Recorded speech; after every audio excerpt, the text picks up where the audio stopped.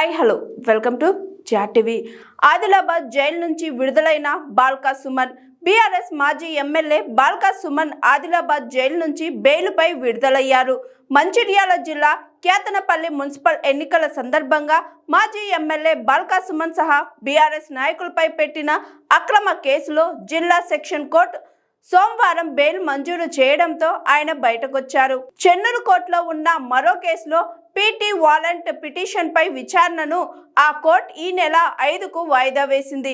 బాల్కా సుమన్ కు ఈ కేసులోనూ బెయిల్ రావాల్సి ఉండడంతో 5వ తేదీ తరువాతే ఆయన జైలు నుంచి బయటకు వస్తారని అంతా భావించారు. కానీ మంగళవారం చెన్నూరు కోర్టులో పీటీ వాట్ పిటిషన్ పై విచారణ జరపాలని బాల్కా సుమన్ తరపు న్యాయవాదులు మరో పిటిషన్ వేయడంతో మంగళవారం కోర్టు విచారణను స్వీకరించింది. బాల్కా సుమన్ తరపున న్యాయవాదుల వాదన అనంతరం బెయిల్ మంజూరు చేసింది. దీంతో ఈ రోజు బాల్కా సుమన్ సహా ఈ కేసులో అరెస్ట్ అయిన బీఆర్ఎస్ నాయకులు జైలు నుంచి బయటికి వచ్చారు. Hi, this is Swathi. Like చేయండి, షేర్ చేయండి, కమెంట్ చేయండి అండ్ సబ్స్క్రైబ్ చేయండి GR TV.